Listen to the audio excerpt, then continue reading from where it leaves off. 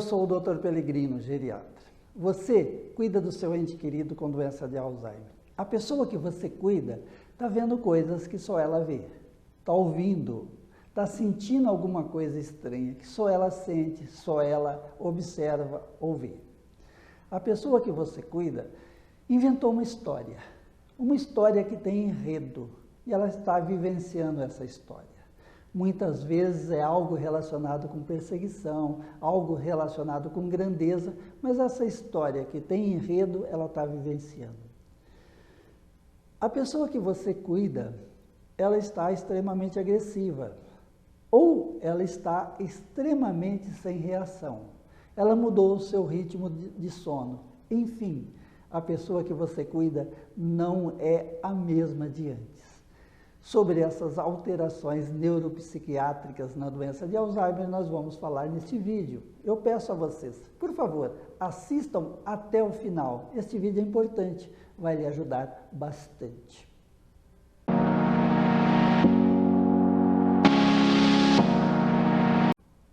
No vídeo que nós postamos a semana passada, nós falamos das alterações cognitivas na doença de Alzheimer.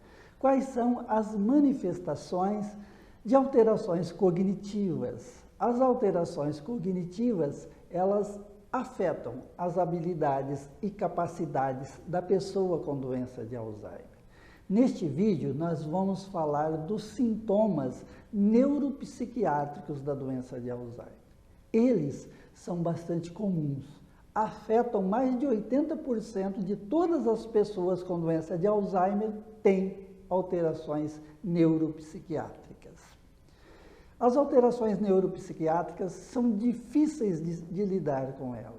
Ela incomoda muito o paciente e ela acaba estressando, ela acaba prejudicando o cuidador, ela afeta sobremaneira o cuidador, porque são sintomas de difíceis manejo. As alterações neuropsiquiátricas na doença de Alzheimer, elas são divididas em 3 síndromes principais, embora também existem outros sintomas não classificados nessas 3 síndromes. A primeira grande síndrome é a síndrome psicótica. O que é uma síndrome psicótica? Que, por sua vez, ela é subdividida em 2 conjuntos de sinais e sintomas. O primeiro são as alucinações. O que são as alucinações? Alucinações são alterações da senso-percepção da pessoa. E o que é isso? Nós sentimos, nós percebemos o mundo, as coisas que nos rodeiam, através da nossa percepção, que entra no nosso corpo através dos 5 órgãos dos sentidos. E os 5 órgãos do sentido, eles fazem parte, né, das alterações alucinatórias. Por exemplo, a alucinação mais comum na doença de Alzheimer é a alucinação visual. A pessoa ela vê pessoas, ela vê bichos, ela vê monstro, ela vê criança, ela vê anjo, ela vê animais, vê insetos, enfim, ela tem uma visão de muitas coisas. Ela percebe, ela enxerga aquilo ali. Não adianta nós chegarmos e falar, isso é coisa da sua cabeça. Essa alteração da senso-percepção faz uma imagem real no seu cérebro. Segundo, são as alucinações auditivas. A pessoa ouve vozes, ouve barulhos, ouve sons, ouve músicas. Quando ela ouve essas coisas, e essas coisas são, esses sons, esses barulhos, essas vozes são agradáveis, não incomoda tanto. Mas, dependendo da intensidade e de qual é essa alucinação, isso pode incomodar bastante. Em terceiro lugar, nós temos as alterações táteis. Elas são comuns, não tão comuns quanto as visuais e auditivas, mas elas estão presentes. a pessoa sente bicho andando na cabeça, né? Ela sente picada no corpo, parece que ela tem pernilongo picando no seu corpo, carrapato andando, piolho na cabeça, pessoas cutucando o seu pé, por exemplo, à noite, ou ela sente uma coceira ou um calor, né? Que não corresponde a nenhum estímulo físico. Não existe o estímulo físico para que a alucinação ocorra. Ela aparece por uma alteração, como nós falamos, da sensopercepção.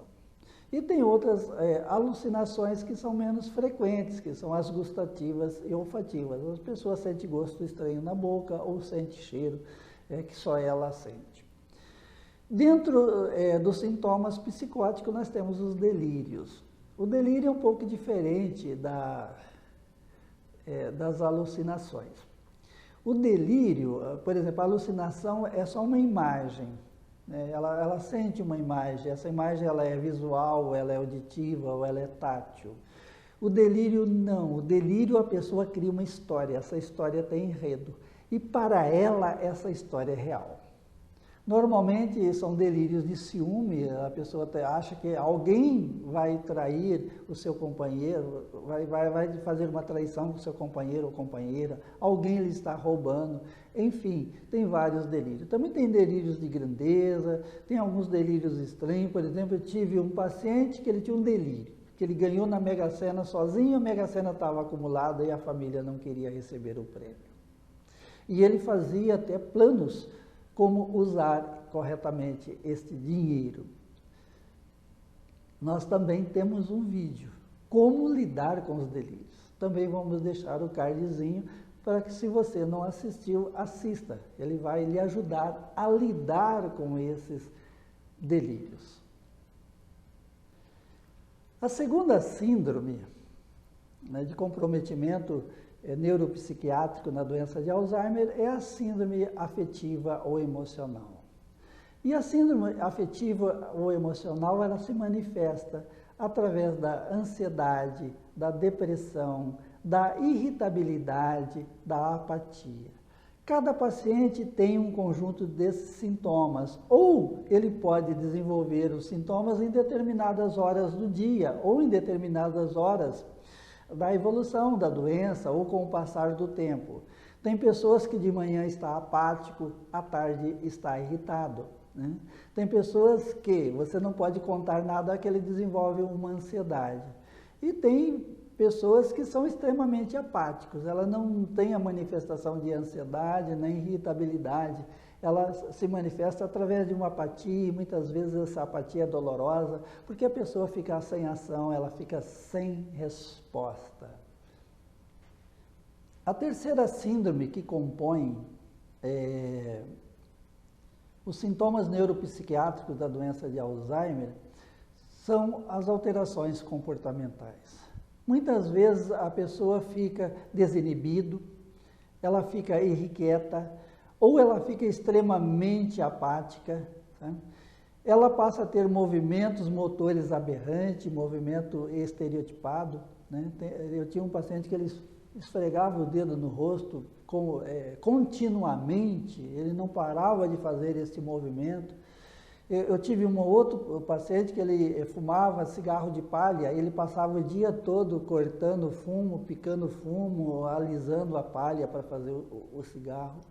Enfim, a pessoa pode assumir um comportamento extremamente estranho, muitas vezes falando palavrão, muitas vezes sem freio, né, naquilo que ele vai falar, não escolhe lugar para falar besteira, falar coisas que ele nunca fez. Passa a ter um comportamento bastante estranho, um comportamento que não era o dele, é uma mudança muito grande do seu comportamento. Normalmente nós perguntamos, né, como era o seu pai e a sua mãe há 10 anos atrás em termos de comportamento ou de personalidade, como ele é hoje. Tem pessoas que ficam agarradinho no dinheiro. Eu tive uma paciente que ela não deixava dar descarga no vaso sanitário para não gastar água. Ficou extremamente sovinha. Outros ficam mais perdulários, fica mais gastão. Enfim, a pessoa passa a ter uma alteração grande no seu comportamento.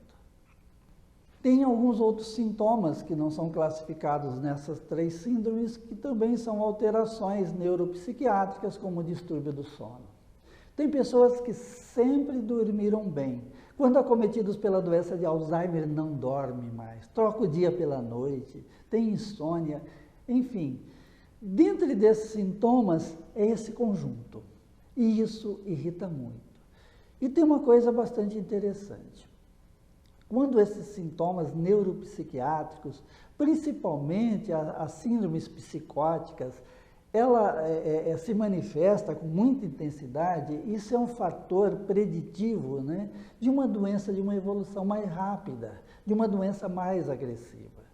Quando o indivíduo tem apenas os sintomas, os comprometimentos da sua cognição, ele perde as suas habilidades e capacidades, mas a parte neuropsiquiátrica não é tão afetado, normalmente essa doença tem uma evolução mais longa. O indivíduo vive melhor e o cuidador, ele consegue cuidar melhor, ele sofre menos. Esses sintomas neuropsiquiátricos, né, como a apatia, como a agitação psicomotora, o andar de um lado para o outro, aquela ansiedade extrema, os delírios, as alucinações, a alteração do ritmo do sono importante, o comportamento aberrante da pessoa, ou manifestado através de desinibição, ou extremamente introvertido, acaba fazendo com que o paciente sofra mais. Além do paciente sofrer mais, é mais difícil o cuidador cuidar.